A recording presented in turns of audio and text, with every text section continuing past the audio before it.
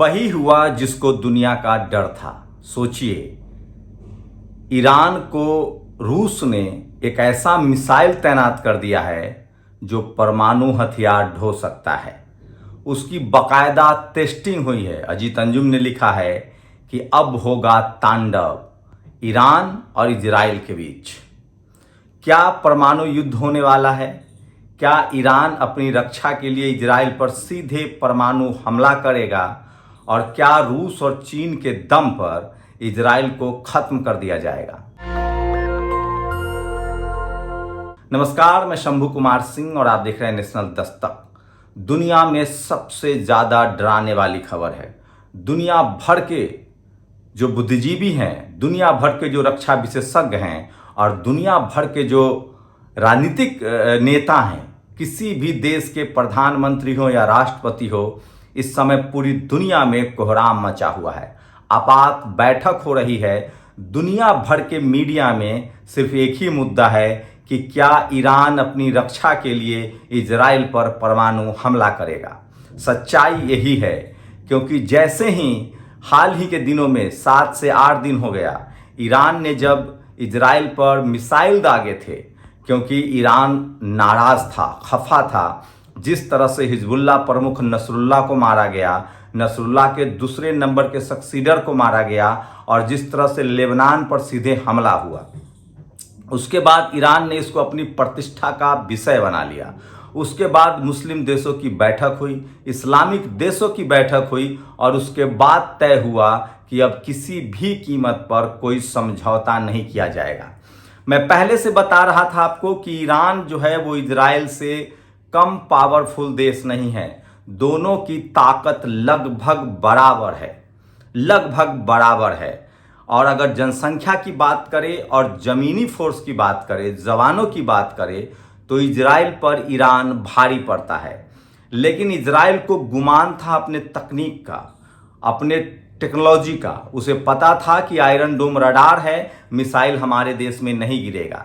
Israel अब तक जिन देशों पर हमला कर रहा था, चाहे वो फिलिस्तीन हो, चाहे वो हमास हो। फिलिस्तीन के पास कोई अपना हथियार ही नहीं है, हमास के पास कोई सेना ही नहीं है, मिसाइल तो दूर की बात है। वो अब तक सीरिया, ईरान, आपको बता दें लेबनान, इन देशों के दिए हैंडमेड हथियारों से लड़ रहा था। वो छोटे रॉकेट लॉन्चर से लड़ रहा था, वो छोटे छोटे तोपों से लड़ रहा था। उनके पास, हमास के पास तो अपना टैंक भी नहीं है। यहीं से कहीं ना कहीं बेंजामिन नेतन्याहू को लगा कि फिलिस्तीन को तो हमने बर्बाद कर दिया, गजा को हमने निस्नाबूद कर दिया, बाकी लोग डर जाएंगे। लेकिन ऐसा हुआ नहीं और लेबनान के लड़ाके हिजबुल्लाह लगातार हमला करते रहे।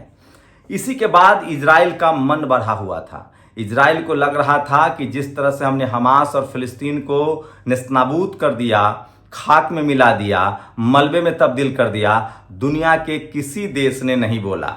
यूनाइटेड नेशन ने 2 बार रिजोल्यूशन पास किया। 100 से ज़्यादा देशों ने कहा कि युद्ध ठीक नहीं है, आप गलत कर रहे हैं, रोक दीजिए। लेकिन कहते हैं ना, जब इंसान को खून का चस्का लग जाता है। मैं आपको बार बार बता रहा हूँ, इजरायली प्रधानमंत्री बेंजामिन नेतन्याहू को अपनी गद्दी बचानी थी।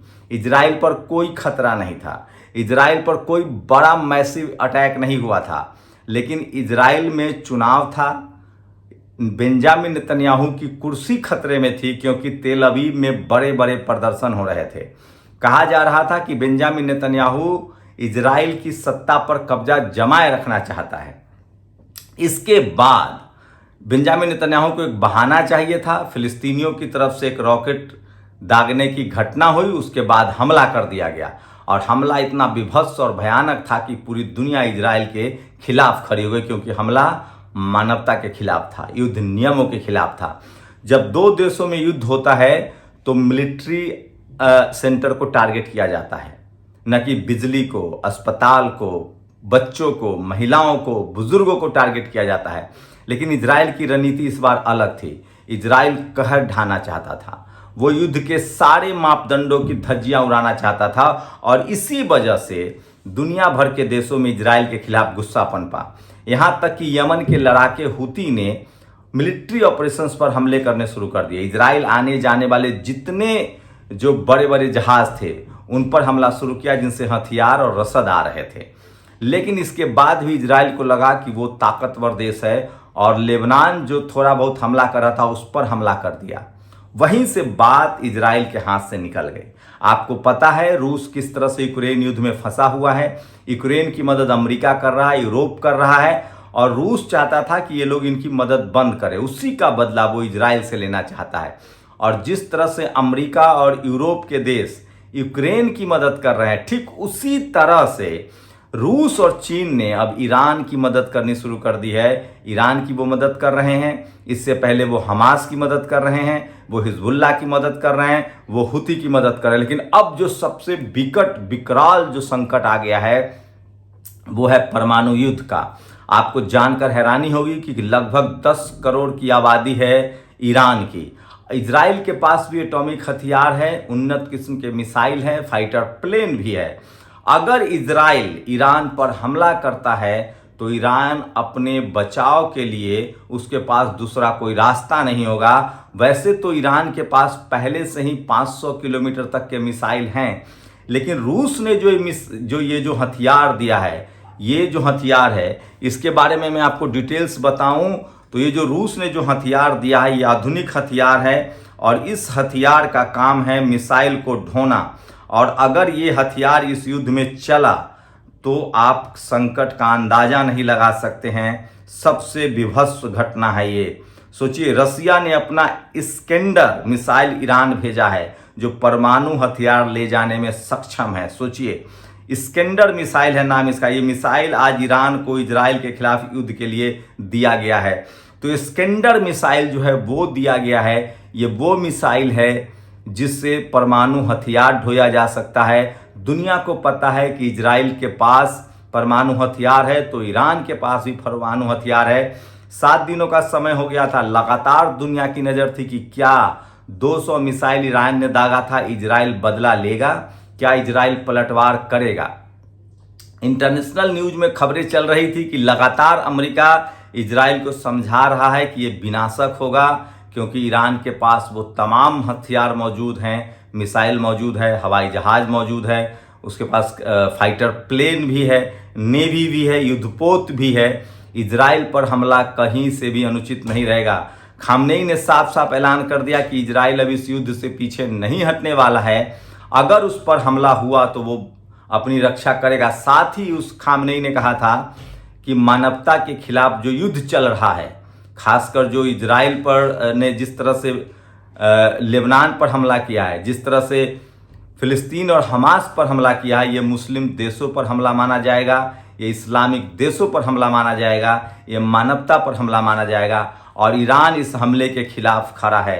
तो हो सकता है कि तीसरा वर्ल्ड वार, आप सबको पता है दूसरे वर्ल्ड वॉर में किस तरह से परमाणु बम चले थे। नागासाकी और हिरोशिमा पर परमाणु बम गिराया गया था, नतीजा आप सबके सामने है।